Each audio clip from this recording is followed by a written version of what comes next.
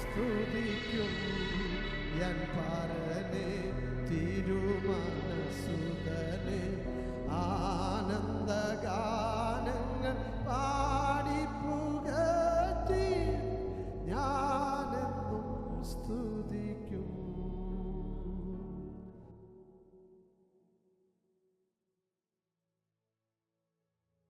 കർത്താവിൻ്റെ പരിശുദ്ധ നാമം ഈ പകൽവേളയിൽ വാഴ്ത്തപ്പെടുമാറാകട്ടെ. കർത്താവിൽ ബഹുമാന്യ ദൈവദാസന്മാർ, കടന്നു വന്നിരിക്കുന്ന എല്ലാ വാത്സല്യ മാതാപിതാക്കൾ, സഹോദരി സഹോദരന്മാർ, പ്രത്യേകിച്ച് ഈ പകൽക്കാലത്തെ ആരാധനയിൽ നമ്മോടൊരുമിച്ചായിരിക്കുന്ന നമ്മുടെ പ്രിയപ്പെട്ട എല്ലാ ദൈവമക്കളെ ഓർത്ത് ദൈവത്തെ സ്തുതിക്കുന്നു. കഴിഞ്ഞ ദിവസങ്ങളിലൊക്കെ കർത്താവിൻ്റെ ദയ നമ്മെ താങ്ങി, കർത്താവിൻ്റെ വിശ്വസ്തത നമുക്ക് പരിചയം പലകയുമായിരുന്ന കർത്താവ് നമ്മെ വഴി നടത്തി. നമ്മുടെ പ്രാർത്ഥന കേൾക്കുന്ന ഒരു ദൈവം ജീവിക്കുന്നു എന്ന് ഒരിക്കൽ കൂടെ അറിയുവാൻ കർത്താവ് നമ്മെ സഹായിച്ചു. അതോർത്ത് ദൈവത്തെ സ്തുതിക്കുന്നു. ദൈവദിനത്തിൽ നാം കാണുന്നത് പോലെ അവർ യഹോവയെ അവന്റെ നന്മയെ ചൊല്ലിയും മനുഷ്യപുത്രന്മാരുടെ ഇടയിൽ ചെയ്ത അത്ഭുതങ്ങളെ ചൊല്ലിയും സ്തുതിക്കട്ടെ. ദൈവത്തിന് സ്തോത്രം. വിദേശത്തേക്ക് കടന്നുപോയ നമ്മുടെ പ്രിയപ്പെട്ടവരുടെ യാത്രയിൽ ദൈവ സാന്നിധ്യമുണ്ടായിരുന്നു. നാട്ടിലേക്ക് നമ്മുടെ പല പ്രിയപ്പെട്ടവർക്കും കടന്നു വരുവാനും നമ്മോടൊരുമിച്ചൊക്കെ ആയിരിക്കാൻ ദൈവം സഹായിച്ചു. എല്ലാവരെയും ഓർത്ത് ദൈവത്തെ സ്തുതിക്കുന്നു, കർത്താവിനെ മഹത്വപ്പെടുത്തുന്നു. സകല മാനത്തിനും സകല പുകഴ്ചയ്ക്കും യോഗ്യനായ സർവശക്തനായ ദൈവത്തിന് സകല മഹത്വം അർപ്പിച്ചുകൊണ്ട് അല്ലെങ്കിൽ വേഗത്തിൽ ഇന്ന് പകൽ വായിച്ച സങ്കീർത്തന ഭാഗത്തേക്ക് നമ്മുടെ ശ്രദ്ധ കൊണ്ടുവരുവാൻ കർത്താവിൽ ശരണപ്പെടുന്നു. 65-ാമത്തെ സങ്കീർത്തനമാണല്ലോ ഈ പകൽ വായിക്കുവാൻ ദൈവം നമുക്ക് അവസരങ്ങൾ നൽകിയത്. മനോഹരമായ ആ സങ്കീർത്തനത്തിന്റെ വാക്കുകളെ ഓർത്ത് ദൈവത്തെ സ്തുതിക്കുന്നു. അല്പസമയങ്ങൾ മാത്രം ദൈവവചനത്തിന്റെ മുമ്പിൽ വചനത്തിൽ നിന്ന് ചില കാര്യങ്ങൾ ഓർപ്പിച്ച് ദൈവത്തിൽ ഇരുപ്പാൻ ആഗ്രഹിക്കുന്നു. ഇന്ന് പകൽ വായിച്ച സങ്കീർത്തനത്തിന്റെ ഒരു വാക്യം അല്പസമയത്തെ ചിന്തയ്ക്കായി നമുക്ക് വായിപ്പാൻ ആഗ്രഹിക്കുന്നു. 65-ാം സങ്കീർത്തനത്തിന്റെ 4-ാമത്തെ വാക്യം നമുക്ക് ദൈവസന്നിധിയിൽ ഒരാൾക്ക് ശബ്ദമുയർത്തി വായിക്കാം. 65-ാം സങ്കീർത്തനം അതിന്റെ 4-ാമത്തെ വാക്യം.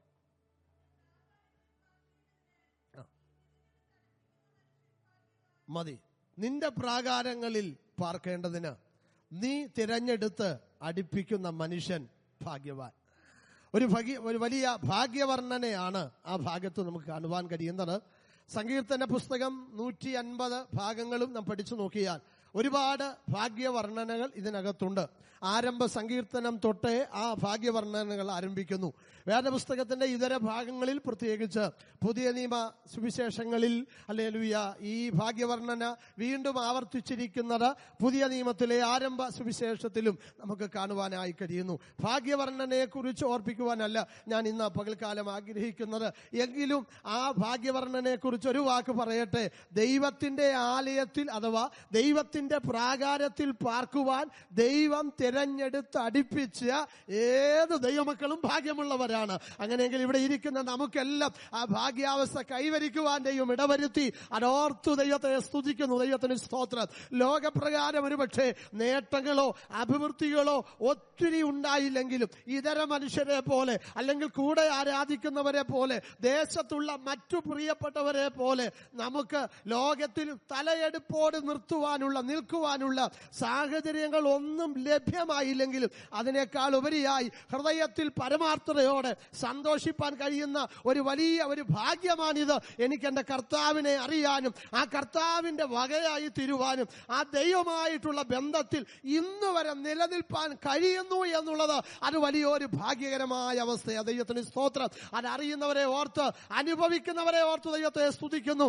ആ ആദ്യ നാളിലെ ഭക്തി ഇന്നും മുറുകെ പിടിച്ചുകൊണ്ട് ആ തീഷ്ണതയ്ക്ക് കോട്ടം വരാതെ, ആ ദൈവത്തോടുള്ള സ്നേഹത്തിന് മാറ്റം വരാതെ, ആത്മീക ജീവിതത്തിൽ ഒരു കുറവും ഹല്ലേലൂയ മനഃപൂർവ്വമായി വരുത്താതെ, ഒരു വീഴ്ചയും മനഃപൂർവ്വമായി വരാൻ സമ്മതിക്കാതെ ആത്മീയ ജീവിതം കാത്തു സൂക്ഷിക്കുന്ന ദൈവമക്കൾക്ക് പറയാൻ കഴിയും ആ ഭാഗ്യാവസ്ഥ ഇന്നും എന്റെ ജീവിതത്തിൽ അനുഭവിപ്പാനിടയായിത്തീരുന്ന ദൈവത്തിന് സ്തോത്രം. അതുകൊണ്ട് ദൈവമക്കളെ ആ ഒരു ഭാഗ്യാവസ്ഥയിലായിരിക്കുന്നു എന്നുള്ള ആ ഒരു സന്തോഷത്തോടെ വേണം തുടർന്നുള്ള ചില മിനിറ്റുകൾ ദൈവസന്നിധിയിലായിരിക്കുവാൻ. അല്ലെങ്കിൽ ദൈവം എനിക്ക് തന്ന ആ ചിന്തയുടെ വിശദാംശങ്ങളിലേക്ക് ഇന്ന് പകൽക്കാലം ഞാൻ വേഗത്തിൽ കടന്നു പോകാൻ ആഗ്രഹിക്കുന്നു. അതിന്റെ ആരംഭ ഭാഗം നാം ഇങ്ങനെ ശ്രദ്ധിക്കുന്നു. നിന്റെ പ്രാകാരങ്ങളിൽ പാർക്കേണ്ടതിന് നീ തിരഞ്ഞെടുത്ത് അടുപ്പിക്കുന്ന മനുഷ്യൻ ഭാഗ്യവാൻ. അപ്പോൾ ദൈവത്തിന്റെ മനുഷ്യനെ കുറിച്ചുള്ള ഒരു ആഗ്രഹം ഇതാണ്. അവൻ തന്റെ പ്രാകാരങ്ങളിൽ എന്ത് ചെയ്യണം? പാർക്കണം, പ്രാകാരങ്ങളിൽ വസിക്കണം. പ്രാകാരം എന്നതിന് പഴയ നിയമത്തിലെ ഒരു അർത്ഥമാണ് അവിടെ കൊടുത്തിരിക്കുന്നത്. ആ പ്രാകാരം എന്നത് നമുക്ക് ഇന്നും അതിനെ ആ നിലകളിൽ ലോകത്തിൽ വിശേഷിപ്പിക്കാൻ കഴിയും. പ്രാകാരം എന്നതിന് കോർട്ട് എന്നൊരർത്ഥം അതിനകത്തുണ്ട്. ദൈവത്തിന് സ്തോത്രം. ഹല്ലേലൂയ. പ്രാകാരമെന്ന് പഴയ നിയമ പശ്ചാത്തലം നാം പഠിച്ചു നോക്കുമ്പോൾ സമാഗമന കൂടാരത്തിന്റെ 3 ഭാഗമുള്ളതിൽ ആദ്യത്തെ ഭാഗമാണ് പ്രാകാരം. പ്രാകാരം വിശുദ്ധ സ്ഥലം, അതിപരിശുദ്ധ സ്ഥലം. പ്രാകാരത്തിന് 2 ഭാഗമാണുള്ളത്. അത് സ്ത്രീകൾക്കുള്ള പ്രാകാരവും പുരുഷന്മാർക്കുള്ള പ്രാകാരവും. അങ്ങനെ ആ പ്രാകാരത്തെ കുറിച്ച് പഴയ നിയമ പശ്ചാത്തലത്തിൽ അവിടെ നമുക്ക് കാണുവാനായി കഴിയുന്നു. വീണ്ടും എസ്തേറിന്റെ പുസ്തകത്തിലേക്ക് കടന്നു വരുമ്പോൾ അവിടെയും പ്രാകാരത്തെ കുറിച്ച് നമ്മൾ ശ്രദ്ധിക്കുന്നു. പ്രാകാരത്തിൽ ആരുള്ളൂ എന്ന് രാജാവ് ചോദിക്കുന്ന ഒരു പരാമർശം നാം അവിടെയും കാണുവാൻ കഴിയും. ദൈവത്തിന് സ്തോത്രം. എന്നാൽ ഇവിടെ നമുക്ക് വായിപ്പാൻ കഴിഞ്ഞ ഭാഗം, നിന്റെ പ്രാകാരങ്ങളിൽ വസിക്കുവാൻ, നിന്റെ പ്രാകാരങ്ങളിൽ പാർക്കുവാൻ നീ തിരഞ്ഞെടുത്തടിപ്പിക്കുന്ന മനുഷ്യൻ ഭാഗ്യവാൻ. ദൈവത്തിന് സ്തോത്രം. അപ്പോൾ ദൈവ ജനത്തെ കുറിച്ചുള്ള ദൈവത്തിന്റെ ഏറ്റവും ഉത്തമമായിട്ടുള്ള, ദൈവത്തിന്റെ ഏറ്റവും ശ്രേഷ്ഠമായിട്ടുള്ള ഒരു ആഗ്രഹം എന്ന് പറയുന്നത് നാം അവന്റെ പ്രാകാരത്തിൽ പാർക്കണം. അതിനുവേണ്ടി ദൈവം നമ്മെ എന്ത് ചെയ്തു? തിരഞ്ഞെടുത്തു. ഈ പകൽക്കാലം ഇവിടെ ഇരിക്കുന്ന നമ്മെ ഓരോരുത്തരെയും ദൈവം തിരഞ്ഞെടുത്തത് ദൈവസന്നിധിയിൽ വസിക്കുവാൻ, ദൈവത്തിന്റെ പ്രാകാരങ്ങളിൽ വസിക്കുവാൻ, ആ ദൈവമായിട്ടുള്ള ആ നിരന്തരമായ ആ ബന്ധത്തിൽ വസിക്കുവാനാണ് ദൈവം നമ്മെ തിരഞ്ഞെടുത്തത്. ദൈവത്തിന് സ്തോത്രം. നമുക്കറിയാം, വേദപുസ്തക ചരിത്രം പഠിക്കുമ്പോഴും ആലയത്തിൽ പാർക്കുവാനായി ആ നിലയിൽ ജീവിതം സമർപ്പിച്ച, ജീവിതം മാറ്റിവെച്ച ആളുകളെ കുറിച്ച് പുതിയ നിയമ സുവിശേഷകനായ വൈദ്യനായ ലൂക്കോസ് തന്റെ ആ സുവിശേഷത്തിന്റെ ആരംഭ ഭാഗത്തിൽ രേഖപ്പെടുത്തുന്നുണ്ട്. അവിടെ ഒരു സ്ത്രീയെ കുറിച്ച് പറയുമ്പോൾ അവളെ കുറിച്ച് പറയുന്നത് ഇങ്ങനെയാണ്: അവൾ ദൈവത്തിന്റെ ആലയം വിട്ടുപിരിയാതെ അവിടെ പാർത്തുകൊണ്ടിരുന്ന ഒരു വ്യക്തിയാണ്. വീണ്ടും ഹല്ലേലൂയ, ഇസ്രായേലിന്റെ ആശ്വാസത്തിനു വേണ്ടി കാത്തിരുന്ന ഒരു ശിമ്യോനെ കുറിച്ച് പറയുന്നത് ആ മനുഷ്യനും ദൈവത്തിന്റെ ആലയത്തോടുള്ള ബന്ധത്തിൽ ജീവിതകാലം കഴിച്ചുകൂട്ടുവാൻ സമർപ്പിച്ച ഒരു വ്യക്തിയാണ്. ആ പ്രിയപ്പെട്ടവരൊക്കെ ജീവിക്കുവാൻ ഒരുപക്ഷെ മറ്റ് ഹല്ലേലൂയ അവസ്ഥകളില്ലാഞ്ഞിട്ടോ, പാർക്കുവാൻ ഒരു ഇടമില്ലാഞ്ഞിട്ടോ, ജീവിതത്തിന്റെ മറ്റ് സുഖ സൗകര്യങ്ങളിലേക്ക് പോകുവാനുള്ള വഴിയില്ലാഞ്ഞിട്ടോ അല്ല ദൈവത്തിന്റെ സന്നിധിയോടുള്ള ബന്ധം തിരഞ്ഞെടുത്തത്. ലോകത്തിൽ മറ്റേതിനേക്കാൾ കൂടുതൽ ദൈവമായിട്ടുള്ള ബന്ധം, ദൈവസന്നിധിയുമായിട്ടുള്ള ബന്ധമാണ് ജീവിതത്തിൽ സ്ഥായിയായി നിലനിൽക്കുന്നതും. അതാണ് അനുഗ്രഹമെന്ന് അറിഞ്ഞതുകൊണ്ടാണ് അവരൊക്കെ തിരഞ്ഞെടുക്കാനിടയായ. ദൈവത്തിന് സ്തോത്രം. നമുക്കറിയാം, നാം പാർക്കുന്ന ഈ ഭാരതഭൂമിയുടെ പശ്ചാത്തലങ്ങൾ വരെ പഠിച്ചു നോക്കിയാൽ ചില പ്രത്യേക ആലയങ്ങളിലും ക്ഷേത്ര പരമ്പരകളിലുമൊക്കെ സ്ഥിരതാമസമാക്കിയ ദേവദാസിമാരുടെ ചരിത്രം പഠിപ്പിക്കുന്ന ഒരു ഭാരതഭൂമിയാണ് നാം അധിവസിക്കുന്നത്. അപ്പോൾ ദേവാലയത്തോടുള്ള ബന്ധത്തിൽ, ക്ഷേത്രത്തോടുള്ള ബന്ധത്തിൽ, അല്ലെങ്കിൽ അവരുടെ ആരാധന വിഷയത്തോടുള്ള ബന്ധത്തിൽ അവിടെ സ്ഥിരം വസിക്കുവാനും അതിൻ്റെ കാര്യങ്ങളൊക്കെ ചെയ്യുവാനും അതിനുവേണ്ടി ജീവിതം മാറ്റിവെച്ചതായ ആളുകളുണ്ട്. പഴയ നിയമത്തിൽ ദൈവം തിരഞ്ഞെടുത്ത ലേവി ഗോത്രത്തിന്റെ ആ ചരിത്രം തന്നെ പഠിപ്പിക്കുന്നത് ഇങ്ങനെയാണ്: നിത്യം എന്നെ സേവിക്കേണ്ടതിന്, ആലയത്തിന്റെ കാര്യങ്ങൾ ചെയ്യേണ്ടതിന്, ആലയം വകയുള്ള കാര്യങ്ങൾക്ക് ഒരു കുറവും വരാതിരിക്കേണ്ടതിന് അതിനുവേണ്ടി ദൈവം ഒരു ഗോത്രത്തെ തിരഞ്ഞെടുത്തു. അതിൽ നിന്ന് ദൈവത്തിന്റെ മുൻപാകെ നിത്യം പരിചരിക്കുവാൻ അഹരോന്റെ കുലത്തെ അഥവാ അഹരോന്റെ കുടുംബത്തെ, തന്റെ തലമുറകളെ ദൈവം തിരഞ്ഞെടുത്തു. ബാക്കിയുള്ള ലേവി ഗോത്രത്തിലെ ഇതര കുടുംബക്കാർ ആ ശുശ്രൂഷയ്ക്ക് അസിസ്റ്റ് ചെയ്യുന്ന, സഹായിക്കുന്ന, അതിനുവേണ്ട കാര്യങ്ങളൊക്കെ ചെയ്യുന്നവരായി ദൈവം അവരെ നിയോഗിക്കുവാനായിട്ടിടയായി. ദൈവത്തിന് സ്തോത്രം. വായിച്ച വാക്യത്തിന്റെ പശ്ചാത്തലത്തിലേക്കും ആ വചനത്തിലേക്കും ഞാൻ കടന്നു വരട്ടെ. ദൈവത്തിന് സ്തോത്രം. നിന്റെ പ്രാകാരങ്ങളിൽ പാർക്കുവാൻ നീ തെരഞ്ഞെടുത്തടിപ്പിച്ച മനുഷ്യൻ ഭാഗ്യവാൻ. ദൈവത്തിന്റെ ആഗ്രഹം, ദൈവത്തിന്റെ താല്പര്യം നാം ദൈവത്തിന്റെ ആലയത്തിൽ പാർക്കണമെന്ന. ദൈവത്തിന് സ്തോത്രം. അവിടെ പാർക്കുന്നത് കൊണ്ട് എന്താ നമുക്കുണ്ടാകുന്ന നേട്ടം? ദൈവത്തിന് സ്തോത്രം. അവിടെ പാർക്കുന്നവരെ എങ്ങനെ നമുക്ക് തിരിച്ചറിയാൻ കഴിയും? നാമും ആ ദൈവമായിട്ടൊരു ബന്ധമുണ്ടെന്നുള്ളത്, ആ ആലയവുമായി, ആ വാസസ്ഥലവുമായി നാം ദൈവസന്നിധിയിൽ വസിക്കുന്നവരാണെന്നുള്ളത് എങ്ങനെ തിരിച്ചറിയാനായി കഴിയും? ദൈവത്തിന് സ്തോത്രം. തിരിച്ചറിയാനുള്ള ഒരുപാട് തെളിവുകൾ വേദപുസ്തകത്തിൽ പറയുന്നത് കൊണ്ട് അല്ലെങ്കിൽ 1-2 കാര്യങ്ങൾ സമയത്തിന്റെ പരിധിക്കുള്ളിൽ ഞാൻ വേഗത്തിൽ ഓർപ്പിക്കാം. 84-ാം സങ്കീർത്തനം ശ്രദ്ധിക്കൂ. അതിന്റെ 2-ാമത്തെ വാക്യം, 4-ാമത്തെ വാക്യം വായിച്ച്. 84-ാം സങ്കീർത്തനത്തിന്റെ 4-ാം വാക്യം.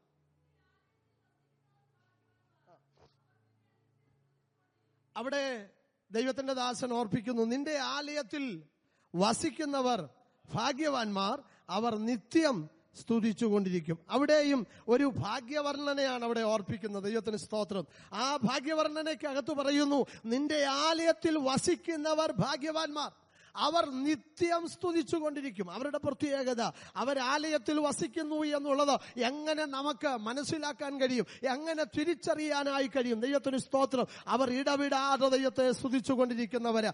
അവരുടേതായ നാവിൽ നിന്ന് സ്തുതി ഒഴിഞ്ഞു മാറുന്നില്ല. ദൈവത്തിന് സ്തോത്രം. ജീവിതത്തിൻ്റെതായ ഓരോ അനുഭവങ്ങളിലും ഓരോ അവസ്ഥകളും ചിന്തിക്കുമ്പോഴും കാണുമ്പോഴും അനുഭവിക്കുമ്പോഴും ഓർക്കുമ്പോഴൊക്കെ അവർ ദൈവത്തെ സ്തുതിച്ചുകൊണ്ടിരിക്കും.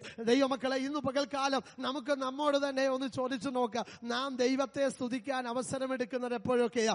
ആലയത്തിൽ വരുമ്പോൾ മാത്രമാണോ? പ്രാർത്ഥനയ്ക്ക് മുഴങ്കാൽ മടക്കുന്ന വേളകളിൽ മാത്രമാണോ? അത് ഭവനത്തിലാണെങ്കിലും അത് കുടുംബങ്ങളിലാണെങ്കിലും നമ്മുടെ സ്വന്തം ഭവനത്തിലോ മറ്റൊരു ഭവനത്തിലോ ആലയത്തിലോ വന്ന് പ്രാർത്ഥിക്കാമെന്നുള്ള ശബ്ദം കേൾക്കുമ്പോഴും പ്രാർത്ഥിക്കാനായുള്ള ഒരുക്കം നടത്തുമ്പോൾ മാത്രമാണോ നാം സ്തുതിക്കാനായി തയ്യാറായിട്ടുള്ളത്? അതോ ജീവിതത്തിന്റെ ഏത് സമയങ്ങളിലും നാം നടക്കുമ്പോഴും ഇരിക്കുമ്പോഴും അല്ലെ യാത്ര ചെയ്യുമ്പോഴും വാഹനം ഓടിക്കുമ്പോഴും ജോലി ചെയ്യുമ്പോഴും നാം ഭവനത്തിലാണെങ്കിലോ പുറത്താണെങ്കിലോ നടക്കുമ്പോഴാണെങ്കിലും ജീവിതത്തിന്റെ ഓരോ സമയങ്ങളിലും ഹല്ലേലൂയ ദൈവസന്നിധിയിൽ സ്തുതിക്കുന്നതിനൊരു പ്രത്യേക ടൈം പറഞ്ഞിട്ടില്ല, അല്ലെ പ്രാർത്ഥിക്കാൻ ഒരു പ്രത്യേക ടൈം പറഞ്ഞിട്ടില്ല.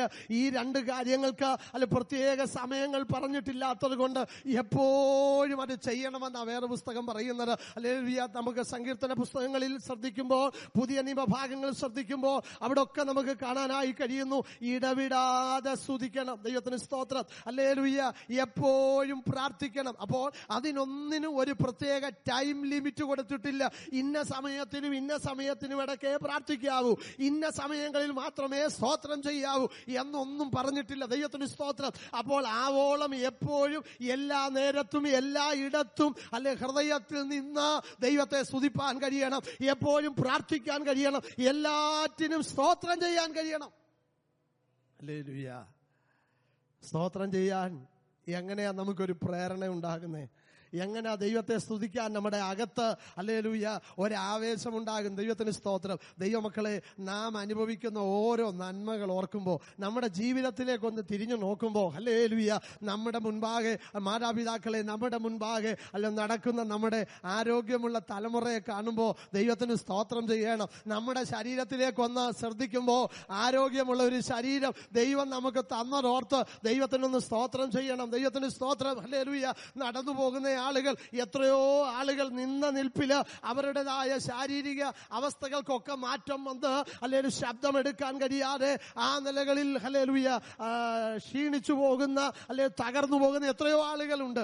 അവരുടെ ഒക്കെ ഇടയിൽ സഞ്ചരിക്കുമ്പോഴും ദൈവം നമ്മെ ആയുസ്സോടെ ആരോഗ്യത്തോടെ നിർത്തുന്നതോർത്ത് ദൈവത്തിന് സ്തോത്രം ചെയ്യണം. ദൈവത്തിന് സ്തോത്രം. അല്ലെ, ഞാൻ പലപ്പോഴും ഓർക്കാറുണ്ട്, സ്വന്തം കൈകൊണ്ട് ഒരു നേരത്തെ ആഹാരം അല്ലെങ്കിൽ വാരി കഴിക്കാൻ കഴിയുന്നെങ്കിൽ നീ സ്തോത്രം ചെയ്യാൻ കടമയുള്ള വ്യക്തിയാണ്. ഹല്ലേലൂയ. ഹല്ലേലൂയ. പരസഹായമില്ലാതെ ഹല്ലേലൂയ മറ്റുള്ളവരുടേതായ അല്ലെ ഹെൽപ്പ് കൊണ്ട് ഒരു നുള്ള ആഹാരം ശരീരത്തിലേക്ക് ഹല്ലേലൂയ എടുക്കേണ്ടതായ ഒരു ഗതികേട് ആർക്ക് എപ്പോഴാ സംഭവിക്കുന്നതെന്ന് ആർക്കും പറയാൻ കഴിയത്തില്ല. ആരോഗ്യ ദൃഢഗാത്രന്മാരായിരിക്കുന്ന എത്രയോ ആളുകൾ നടന്നു പോകുന്നതായ പോക്കിൽ അവർ താഴെ വീഴുന്നു. ദൈവത്തിന് സ്തോത്രം. ഇതൊക്കെ നമ്മുടെ ചുറ്റുപാടുകൾ നാം ദൈനംദിനം കാണുകയും കേൾക്കുകയും ചെയ്യുന്ന വിഷയമല്ലേ? ദൈവത്തിന് സ്തോത്രം. ഹല്ലേലൂയ. സ്വന്തമായി ഒരു ഇടത്തു നിന്നും മറ്റൊരിടത്തോട്ടൊന്ന് മാറിയിരിക്കാനായിട്ട് ആരോഗ്യമുള്ള ആളുകൾ ഒരു നിമിഷം കൊണ്ട് അല്ലെ തളർന്നു പോയവർ എത്രയോ ആഗ്രഹിക്കുന്നു. ദൈവത്തിന് സ്തോത്രം. അവർക്കൊക്കെ ശാരീരിക അവസ്ഥകൾ നിമിത്തം അതിനൊന്നും കഴിയാതിരിക്കുമ്പോൾ ആരോഗ്യമുള്ളൊരു ശരീരം ഇന്ന് പകൽ ദൈവം തന്നതോർത്ത് സ്തോത്രം ചെയ്യണം. ആലയത്തിലായിരിക്കുന്ന ദൈവവൈതലേ, ആരോഗ്യമുള്ളൊരു ശരീരം തന്നതോർത്ത് ഈ പകൽക്കാലം ഈ ആരാധന കൂട്ടത്തിന്റെ നടുവിൽ അല്ലെ നമ്മുടെ പലരും സ്വന്തം കാലയില് ആരോഗ്യത്തോടെ നടന്നു വരാൻ, പരസഹായമില്ലാതെ അല്ലെ മറ്റൊന്നിന്റെയും അല്ലെ ഒരു സഹായം ആവശ്യമില്ലാതെ കടന്നു വരാനും നാവെടുത്തു ദൈവത്തെ സ്തുതിപ്പാൻ, ആരോഗ്യം തന്നിട്ടും വേണ്ടതുപോലെ ദൈവത്തെ സ്തുതിപ്പാൻ കഴിഞ്ഞില്ല എന്നുള്ളൊരു കുറ്റബോധം ഉണ്ടെങ്കിൽ ദൈവത്തെ സ്തുതിക്കണം. ഇന്നലെ മാസയോഗത്തിൽ സംബന്ധിച്ച ദൈവമക്കൾക്കറിയാം. ആ സഭയുടെ ശുശ്രൂഷകനായിരുന്ന ദൈവദാസൻ പ്രസംഗിച്ചുകൊണ്ടിരുന്നപ്പോൾ അദ്ദേഹം ഇങ്ങനെ പറഞ്ഞു. അദ്ദേഹം തന്റെ വിശ്വാസികളോട് പറയുന്ന ഒരു കാര്യം, നീ ദൈവസന്നിധിയിൽ ആരാധിക്കുമ്പോൾ ദൈവത്തെ കളിയാക്കരുത്. എന്ന് പറഞ്ഞാൽ അല്ലെ കൈയടിച്ചാൽ ആത്മാർത്ഥതയോടെ കൈയടിക്കണം. ദൈവത്തിന് സ്തോത്രം ചെയ്താൽ ദൈവത്തെ കളിയാക്കുന്ന രീതിയിൽ സ്തോത്രം പറയരുത്. ഹല്ലേലൂയ. ദൈവസന്നിധിയിൽ ആത്മാർത്ഥതയോടെ ഇവിടെ ഇരുന്ന് ദൈവത്തെ ആരാധിക്കണം. ദൈവത്തിന് സ്തോത്രം. ഹല്ലേലൂയ. ദൈവത്തെ കളിയാക്കുന്ന തരത്തിലുള്ള ആ അനുഭവങ്ങളിലേക്ക് നമ്മുടെ ജീവിതം വഴുതി പോകരുത്. ദൈവത്തിന് സ്തോത്രം. ഹല്ലേലൂയ. ദൈവത്തിന് മഹത്വം. ദൈവത്തിന് മഹത്വം. ദൈവമക്കളെ, ദൈവത്തിന്റെ ആലയത്തിലായിരിക്കുന്നവരുടെ പ്രത്യേകത, അവർ ദൈവത്തെ നിത്യം സ്തുതിച്ചുകൊണ്ടിരിക്കും. ആലയത്തിലാണെങ്കിലും ഭവനത്തിലാണെങ്കിലും വാഹനത്തിൽ യാത്ര ചെയ്യുമ്പോഴാണെങ്കിലും വാഹനങ്ങൾ ഓടിക്കുമ്പോഴാണെങ്കിലും ജോലി ചെയ്യുന്നവരാണെങ്കിലും എപ്പോഴും ദൈവത്തെ സ്തുതിച്ചുകൊണ്ടിരിക്കണം. ദൈവത്തെ മഹത്വപ്പെടുത്തിക്കൊണ്ടിരിക്കണം. അത് ജീവിതത്തിൽ അനുഗ്രഹമാണ്. അത് ജീവിതത്തിൽ ആശ്വാസമാണ്. ദൈവത്തിന് സ്തോത്രം. ഹല്ലേലൂയ. മറ്റുള്ളവർ തെറ്റിദ്ധരിക്കുമെന്ന് നമ്മൾ ചിന്തിക്കരുത്. ഹല്ലേലൂയ. മറ്റുള്ളവരെ തെറ്റിദ്ധാരണ വരുത്തത്തക്ക നിലയിൽ ചെയ്യരുത് എന്ന് ഞാൻ കഴിഞ്ഞ ദിവസങ്ങളിൽ ഓർപ്പിച്ചല്ലോ. ഹല്ലേലൂയ. നമ്മുടെ ഏത് സമയങ്ങളിലും ഭവനത്തിലൊക്കെ ഒറ്റയ്ക്ക് ആയിരിക്കുമ്പോൾ പ്രാർത്ഥിക്കാൻ ഒരു പ്രത്യേക സമയമൊന്നുമില്ല. ഹല്ലേലൂയ. വേറെ പുസ്തകത്തിൽ രാവിലെയും ഉച്ചയ്ക്കും വൈകുന്നേരത്തും പ്രാർത്ഥിക്കുന്നു എന്നൊക്കെ പറയുന്നു. അതൊക്കെ നല്ല കാര്യമാണ്.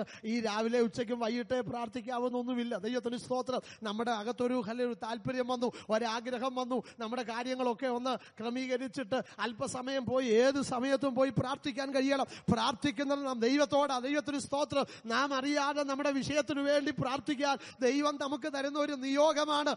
അത് മനസ്സിലാക്കി ചെയ്താൽ അത് നമ്മുടെ ജീവിതത്തിൽ അഭിവൃദ്ധിയാണ്. ദൈവത്തിന് സ്തോത്രം. അപ്പൊ ഞാൻ ഈ പറഞ്ഞതിന്റെ ഒക്കെ ആകത്തുക, പ്രാർത്ഥിക്കാൻ ഒരു പ്രത്യേക സമയമില്ല, സ്തോത്രം പറയാൻ ഒരു പ്രത്യേക സമയമില്ല, ഒരു പ്രത്യേക ഇടമില്ല.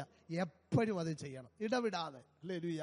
അത് ചെയ്യാൻ ദൈവം നമ്മെ സഹായിക്കട്ടെ. ആത്മാർത്ഥതയോടെ അത് ചെയ്യുന്ന ദൈവമക്കളെ ദൈവം ധാരാളമായി അനുഗ്രഹിക്കട്ടെ. ദൈവത്തിന് സ്തോത്രം. അപ്പോസ്തലനായ പൗലോസ് ഒരിക്കൽ ഇങ്ങനെ പറഞ്ഞു, ചങ്ങല ഒഴിച്ച് ബാക്കി എല്ലാ കാര്യത്തിലും നിങ്ങൾ എന്നെ പോലെ ആകണമെന്ന് ഞാൻ കർത്താവിൽ ആഗ്രഹിക്കുക. അങ്ങനെയെങ്കിൽ ദൈവമക്കളെ, നാം എല്ലാവരും ആ ഒരു ആത്മീയ അനുഭവം പ്രാപിച്ചാൽ എത്ര നല്ലതാണെന്നറിയാമോ? ദൈവത്തിന് സ്തോത്രം. ദൈവത്തെ സ്തുതിക്കാൻ അവസരം കിട്ടുമ്പോൾ സ്തുതിക്കുകയും ദൈവത്തോട് പ്രാർത്ഥിക്കാൻ അവസരം കിട്ടുമ്പോൾ പ്രാർത്ഥിക്കുകയും ചെയ്താൽ അത് ഏറ്റവും അനുഗ്രഹമാണ്. അത് ചെയ്യാൻ ദൈവം നമ്മെ സഹായിക്കട്ടെ. യഹോവയുടെ ആലയത്തിൽ അഥവാ ദൈവത്തിന്റെ പ്രാകാരത്തിൽ പാർക്കാനാണ് ദൈവം നമ്മെ തിരഞ്ഞെടുത്തത്. അങ്ങനെ ദൈവത്തിന്റെ ആലയത്തിൽ പാർക്കാൻ ഇഷ്ടപ്പെട്ട, അതിനുവേണ്ടി ആഗ്രഹിച്ച 2 ഭക്തന്മാരെ ചൂണ്ടിക്കാട്ടി വേഗത്തിൽ എന്റെ വാക്കുകളെ ഞാൻ അവസാനിപ്പിക്കാം. 27-ാമത്തെ സങ്കീർത്തനം 4-ാമത്തെ വാക്യം നമുക്ക് ദൈവസന്നിധിയിൽ വായിക്കാം. 27-ാം സങ്കീർത്തനം 4-ാം വാക്യം.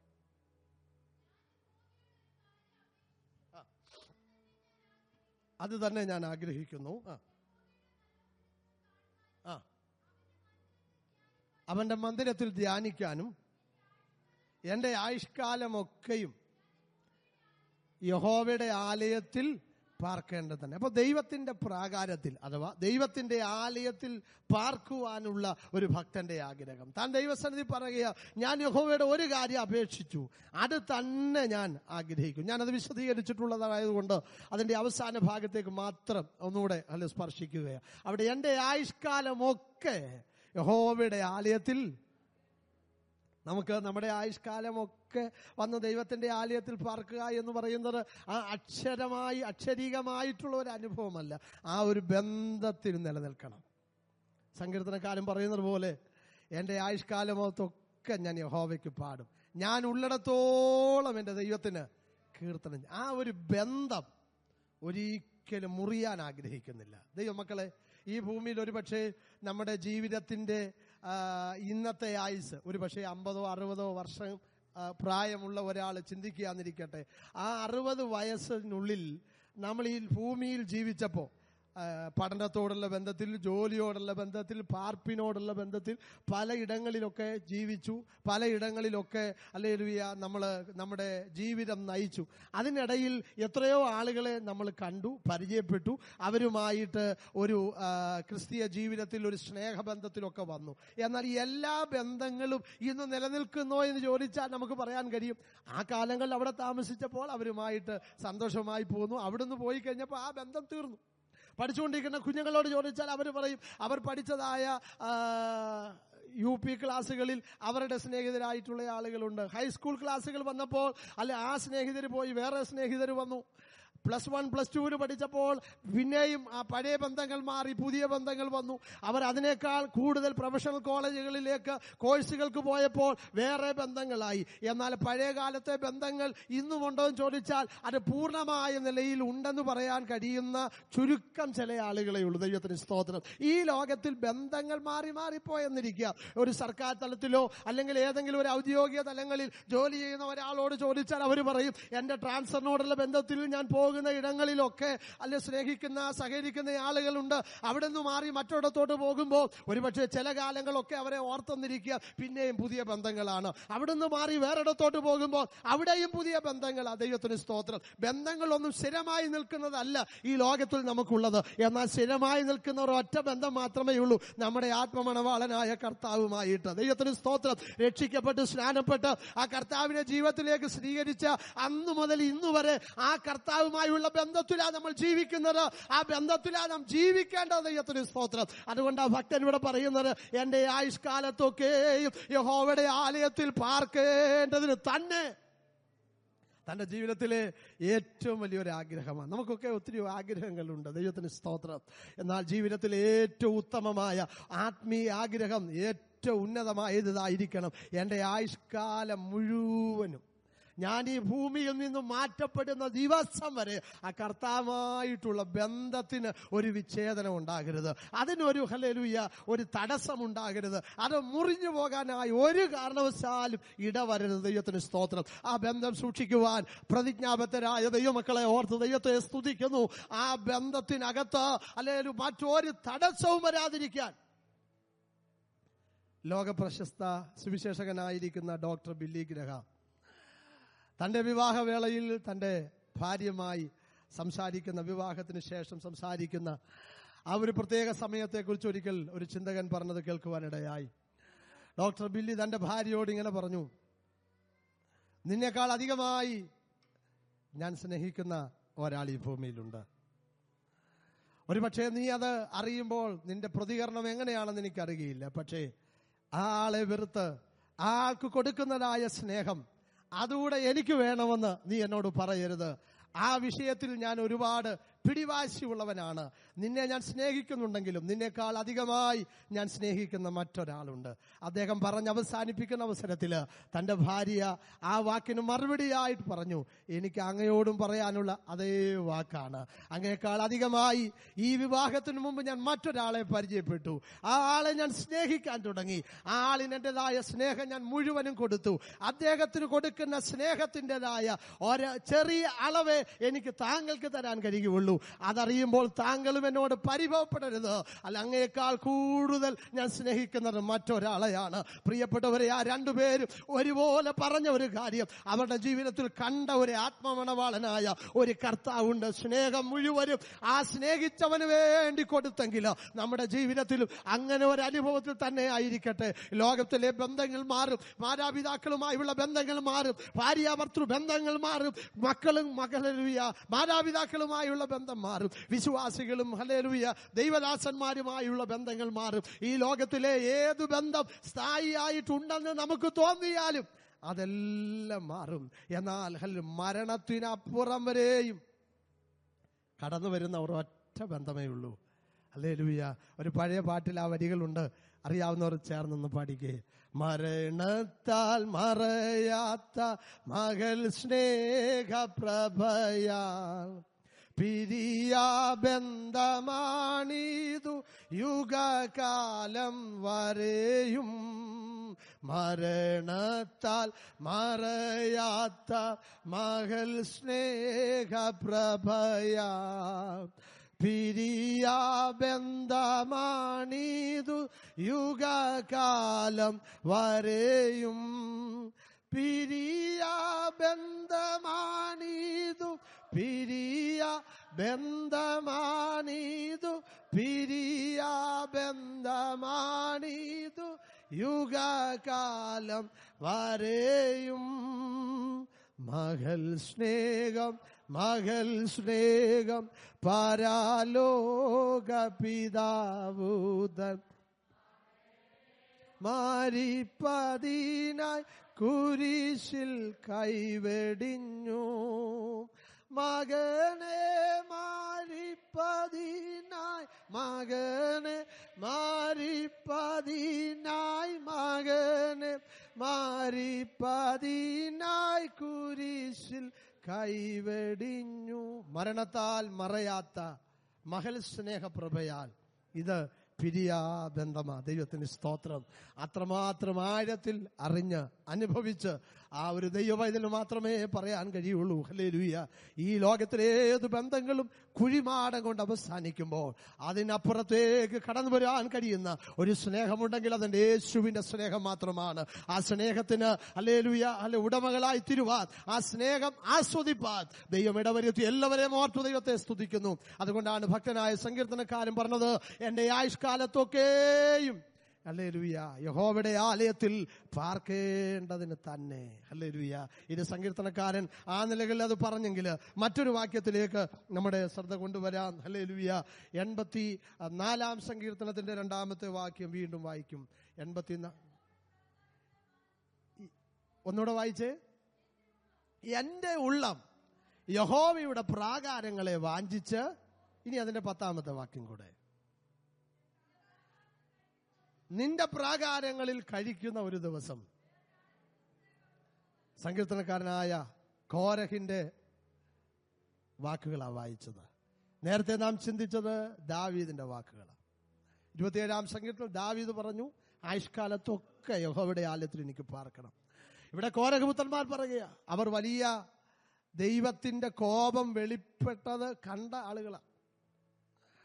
തങ്ങളുടെ പിതാവ് ഉൾപ്പെടെയുള്ള സംഘപ്രമാണിമാരെ ഈ ഭൂമി വായ് പിളർന്ന് വിഴുങ്ങുന്നത് ജീവനോടെ, ഒന്നുകൂടെ ലളിത ഭാഷയിൽ പറഞ്ഞാൽ പച്ചയായി ഭൂമി വിഴുങ്ങുന്നത് കണ്ട് ഓടിപ്പോയി ജീവരക്ഷയ്ക്കായി യാഗപീഠത്തിന്റെ കൊമ്പുകളെ അവർ പിടിച്ചവരാ.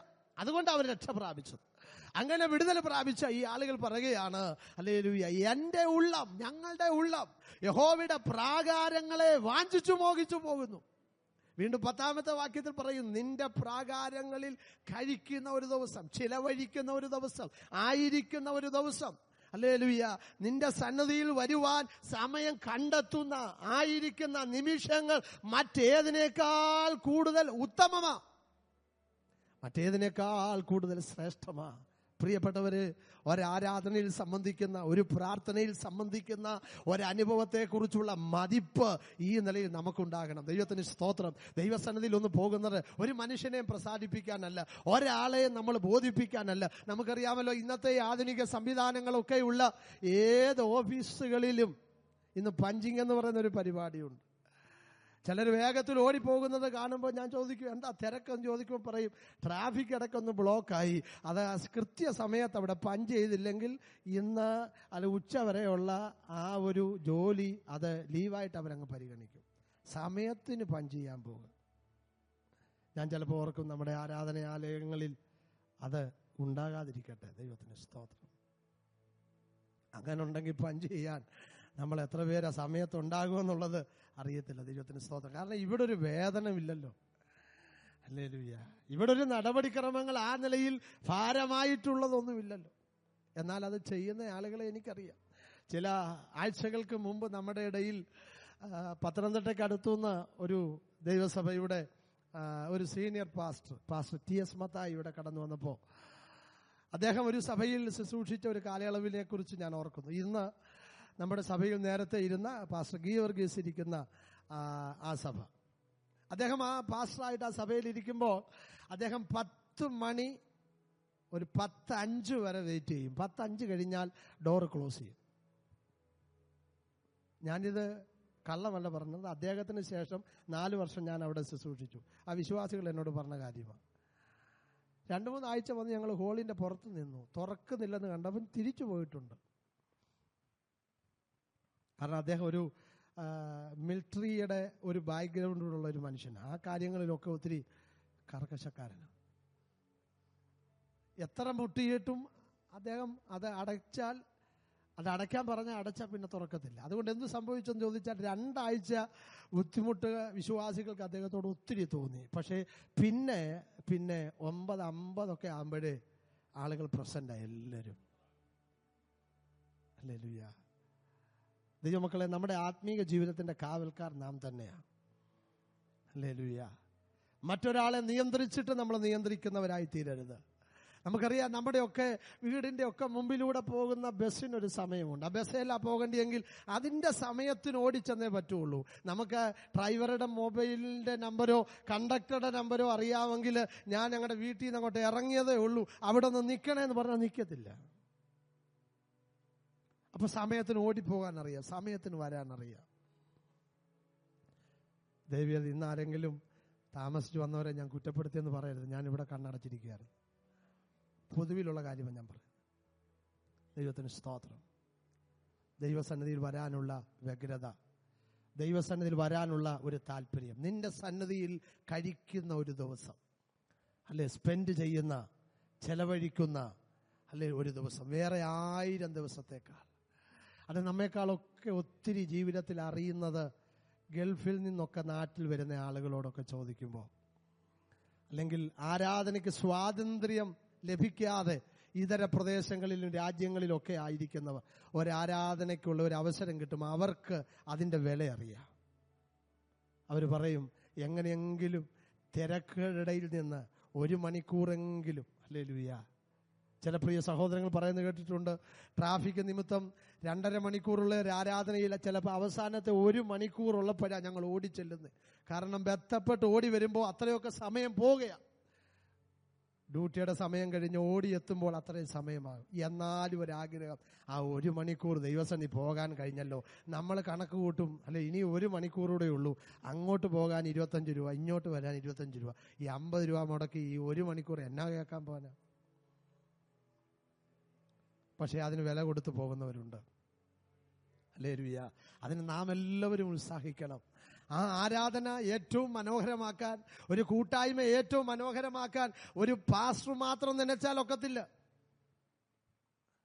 എല്ലാ ദൈവമക്കളും ഉത്സാഹിക്കണം. എല്ലാവരും അതിനുവേണ്ടി തയ്യാറാകണം, അതിനുവേണ്ടി പ്രാർത്ഥിക്കണം, അതിനുവേണ്ടി ഒരുങ്ങണം. കർത്താവേ, ഈ പകൽക്കാലത്തെ ആരാധന ദൈവം അനുഗ്രഹിക്കണമേ, അല്ലെ കർത്താവെ ഏറ്റവും നല്ല നിലയിൽ അങ്ങേ ആരാധിപ്പാൻ സഹായിക്കണമേ എന്ന് ഓരോ ദൈവമക്കളും പ്രാർത്ഥിക്കണം. ദൈവത്തിന് സ്തോത്രം. ഹല്ലേലൂയ. ഒരു ഞായറാഴ്ചത്തെ ആരാധനയ്ക്ക് വേണ്ടി ശനിയാഴ്ച വൈകിട്ടോ ഞായറാഴ്ച രാവിലെ മാത്രം പ്രാർത്ഥിച്ചാൽ പോരാ. ഒരു ഞായറാഴ്ച കഴിയുന്ന അന്നു മുതൽ പ്രാർത്ഥിക്കണം. ദൈവമേ, ഈ ആഴ്ചകളിലെ കൂട്ടായ്മയിൽ മുടങ്ങാതെ പോകാനും, ഞായറാഴ്ച ആരാധനയിൽ മുടങ്ങാതെ പോകാനും, ദൈവത്തെ ആരാധിക്കാനും എനിക്ക് അവസരങ്ങൾ തരണമേ എന്ന് പ്രാർത്ഥിച്ചൊരുങ്ങി ഇവിടെ വന്നാൽ നമുക്ക് ആവശ്യത്തിനുള്ളത് ദൈവം തരും. ഹല്ലേലൂയ. ദൈവത്തിന് സ്തോത്രം. അതുകൊണ്ട് പ്രിയരെ, ദൈവത്തിന്റെ വചനം പറയും, നിന്റെ പ്രാകാരങ്ങളിൽ കഴിക്കുന്നൊരു ദിവസം വേറെ 1000 ദിവസത്തേക്കാൾ. ഹല്ലേലൂയ. എനിക്ക് ഭൂമിയിൽ ലഭിക്കുന്ന എന്റെ വ്യക്തിപരമായ ആവശ്യങ്ങളോടുള്ള ബന്ധത്തിൽ ലഭിക്കുന്ന മറ്റു ദിവസങ്ങളെക്കാൾ ഒക്കെ ഏറ്റവും ഉത്തമമാണ്, ഏറ്റവും ശ്രേഷ്ഠമാണ് ദൈവസന്നിധിയിൽ വരുന്ന സമയങ്ങൾ, ദൈവസന്നിധിയിൽ ചെലവഴിക്കുന്ന സമയങ്ങൾ. ആകയാൽ പ്രിയരെ, നമ്മുടെ വാഞ്ച ഇന്ന് പകൽ ഏതിനോട്, നമ്മുടെ താല്പര്യം ഏതിനോട്, നമ്മുടെ മുൻതൂക്കം ഏതിനോട്? വാക്കുകളെ ഞാനിവിടെ അവസാനിപ്പിക്കുക. നിന്റെ പ്രാകാരങ്ങളിൽ പാർക്കേണ്ടതിന് നീ തിരഞ്ഞെടുത്തടിപ്പിക്കുന്ന മനുഷ്യൻ ഭാഗ്യവാൻ. ഇന്ന് പകൽക്കാലം നാം മുൻതൂക്കം ഏതിന് കൊടുക്കും? ദൈവത്തിന് സ്തോത്രം. ഹല്ലേലൂയ. ഞായറാഴ്ച പൊതു അവധി എന്ന് പറയുന്ന ഒരു സമ്പ്രദായം നിലനിന്നിരുന്ന ഒരു കാലയളവുണ്ട്. ദൈവത്തിന് സ്തോത്രം. എന്നാൽ ഇന്ന് ഈ കാലങ്ങളിൽ പല ഗവൺമെന്റുകളും പല സർക്കാരുകളും ഒക്കെ മാറി പല പുതിയ ഭരണപരിഷ്കാരങ്ങളൊക്കെ മാറി വന്നപ്പോൾ ഞായറാഴ്ച പോലും പൊതു അവധി എന്നുള്ളത് മാറ്റിക്കൊണ്ടൊക്കെയാണ് ഇരിക്കുന്നത്. ദൈവത്തിന് സ്തോത്രം. എന്തുമായിക്കൊള്ളട്ടെ, എങ്കിലും അതിന്റെ ഒക്കെ ഹല്ലേലൂയ ഇടയിലും ദൈവസന്നിധിയിൽ ആരാധനയ്ക്ക് പോകാൻ, പ്രാർത്ഥനയ്ക്ക് പോകാൻ, ദൈവത്തോട് ചെലവഴിക്കാൻ, ഹല്ലേലൂയ, ആരാധന കൂട്ടങ്ങളിൽ വരുന്നതിനേക്കാൾ ഹല്ലേലൂയ മറ്റൊന്നുകൂടെ നമ്മൾ ഏറ്റവും പ്രാധാന്യമായി ചിന്തിക്കണം. നമ്മുടെ ഭവനത്തിലാണെങ്കിലും നാം ആയിരിക്കുന്ന ജോലി ചെയ്യുന്ന സ്ഥാനത്താണെങ്കിലും 1 മണിക്കൂറെങ്കിലും ദൈവസന്നിധിയിൽ നിന്ന് പ്രാർത്ഥിക്കാൻ, അല്പസമയം വേറിട്ട് ദൈവമായിട്ടൊന്ന് ബന്ധപ്പെടാൻ. ദൈവത്തിന് സ്തോത്രം. ഹല്ലേലൂയ. നമുക്ക് ദൈവം കൃപ തരട്ടെ. ദൈവത്തിന് സ്തോത്രം. ഒരുപക്ഷെ സമയം കളയാൻ നമുക്ക് ലോകത്തിൽ ഒരുപാട് ഉപാധികളുണ്ട്. ദൈവത്തിന് സ്തോത്രം. ഒരുപാട് ഉപാധികളുണ്ട്, ഒരുപാട് അതിനുള്ളതായ ഈ കാലങ്ങളിലെ ഒരുപാട് നമുക്കതിനുള്ള സംവിധാനങ്ങളുണ്ട്. എന്നാൽ അതിൻ്റെയൊക്കെ ഇടയിലും ദൈവമായി ഒന്ന് ബന്ധപ്പെടാൻ അല്പസമയങ്ങൾ ഒന്ന് ഹല്ലേലൂയ ദൈവസന്നിധിയിൽ നമുക്കൊന്ന് ആഗ്രഹിക്കട്ടെ. ഈ കണ്ണിന്റെ ശോഭ കുറയുന്നതിന് മുമ്പ്, ഈ ചെവിയുടെ കേൾവി ശക്തി കുറയുന്നതിന് മുമ്പ്, ഈ നാവിന്റെ രുചി കുറയുന്നതിന് മുമ്പ്, ഈ ശരീരത്തിന്റെ ചലനം നിൽക്കുന്നതിന് മുമ്പ് എന്തെങ്കിലും ആത്മീക ജീവിതത്തിലുള്ള ഡിപ്പോസിറ്റ് ഉണ്ടാകണ്ടേ? ഈ ലോകത്തിന്റെ നശ്വരമായ ലോകത്തിനു വേണ്ടി ഒരുപക്ഷെ നാം ചിന്തിക്കും, അല്ലെങ്കിൽ എൻ്റെ ആയുസ് കുറയുന്നതിന് മുമ്പ്, എൻ്റെ ആരോഗ്യസ്ഥിതി കുറഞ്ഞ് എൻ്റെ ജോലി ചെയ്യാൻ കഴിയാതിരിക്കുന്ന ഒരു അവസ്ഥ വരുമ്പോൾ അന്നത്തേക്ക് 4 കാശ് ഡിപ്പോസിറ്റ് ചെയ്യുവാൻ ആഗ്രഹിക്കുന്ന മനുഷ്യരുണ്ട്. അതൊക്കെ നിങ്ങളുടെ വ്യക്തിപരമായ കാര്യം. അത് ലൗകിക ജീവിതത്തിന് വേണ്ടിയുള്ള കരുതല. എന്നാൽ പ്രിയരെ, ആത്മീക ജീവിതത്തിന് വേണ്ടി എന്തെങ്കിലും ഡിപ്പോസിറ്റ് ചെയ്യാൻ കഴിയുന്നുണ്ടോ? ആ ഭക്തനായ ഹിസ്കിയാവ് ദൈവസന്നിധിയിൽ പ്രാർത്ഥിച്ചതുപോലെ, കർത്താവേ, കഴിഞ്ഞ നാളുകളിൽ എങ്ങനെ നിന്റെ മുൻപാകെ ജീവിച്ചു എന്ന് ഒന്ന് ഓർക്കണമേ എന്ന് പറയാൻ ദൈവസന്നിധിയിൽ എന്തെങ്കിലും ഒരു ഡിപ്പോസിറ്റ് നമുക്കുണ്ടാകട്ടെ. അല്ലെ, ഞാൻ ജീവിച്ച കാലത്ത് ദൈവം എനിക്ക് അവസരം തന്നപ്പോൾ ആവോളം ഞാൻ കർത്താവിന് വേണ്ടി ഓടി, ആവോളം ഞാൻ കർത്താവിന് വേണ്ടി പ്രവർത്തിച്ചു. എനിക്ക് തന്ന നന്മ കൊണ്ടും എനിക്ക് തന്ന ആരോഗ്യം കൊണ്ടും എനിക്ക് ദൈവം തന്ന എല്ലാ അവകാശങ്ങൾ കൊണ്ടും ഞാൻ ദൈവത്തിനു വേണ്ടി പ്രവർത്തിച്ചു.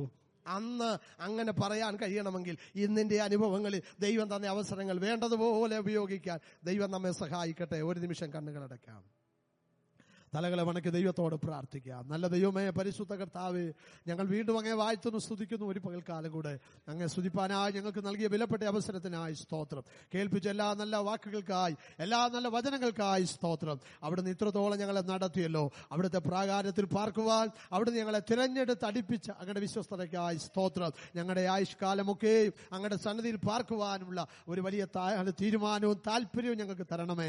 അവിടുത്തെ പ്രാകാരങ്ങളെ കുറിച്ചുള്ളൊരു വാഞ്ച, അവിടുത്തെ പ്രാകാരങ്ങളിൽ സമയം ചെലവഴിപ്പാനുള്ള ഒരു ആഗ്രഹം അവിടുന്ന് ഞങ്ങൾക്ക് തരണമേ. മറ്റെന്തിനേക്കാൾ കൂടുതൽ അങ്ങേ സ്നേഹിപ്പാൻ, മറ്റ് ആരേക്കാൾ കൂടുതൽ അങ്ങേ സ്നേഹിപ്പാൻ അല്ലെങ്കിൽ കർത്താവെ ഞങ്ങൾക്ക് പിന്നെയും കൃപ ചെയ്യണമെന്ന് പ്രാർത്ഥിക്കുന്നു. ഇതുവരെ ഞങ്ങളെ സഹായിച്ചതുകൊണ്ട്, മാനിച്ചതുകൊണ്ട് സ്തോത്രം. എല്ലാ മഹത്വം അവിടുന്ന് എടുക്കണമേ, യേശുവിന്റെ നാമത്തിൽ തന്നെ.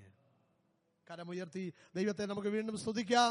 Hallelujah, hallelujah, hallelujah.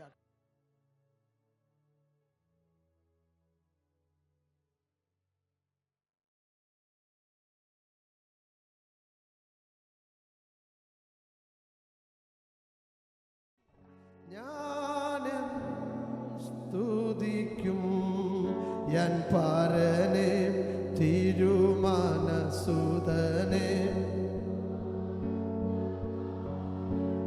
പാടി പുകഴ്ത്തി ഞാൻ സ്തുതിക്കും.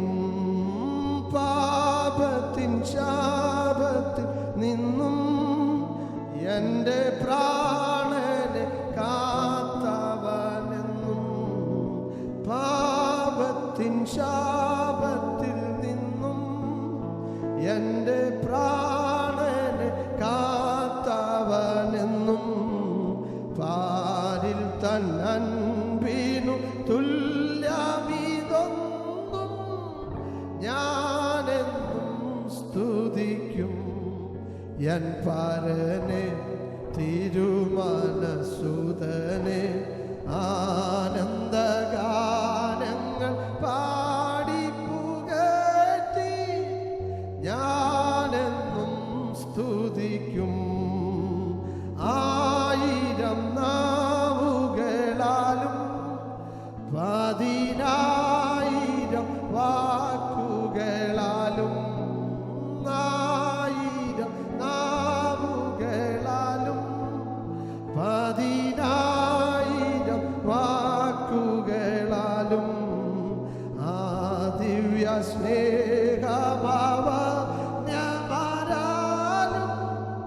ഞാനെന്നും സ്തുതിക്കും എൻ പാരനെ, തിരുമാനസുതനെ. ആനന്ദഗാനങ്ങൾ പാടി പുകഴ്ത്തി ഞാനെന്നും സ്തുതിക്കും. നിത്യത തന്നിൽ ഞാനെത്തും, തൻ്റെ സ്തുത്യപാദങ്ങൾ ഞാൻ മുത്തും. നിത്യത തന്നിൽ ഞാനെത്തും, തൻ്റെ സ്തുത്യപാദങ്ങൾ ഞാൻ മുത്തും. ഭക്തിയിലാനന്ദ കണ്ണീർ ഞാൻ വീഴ്ത്തും, ഞാനെന്നും സ്തുതിക്കും എൻ പാലനെ, തിരുമാനസുതനെ. ആനന്ദഗാനങ്ങൾ പാടി പുകഴ്ത്തി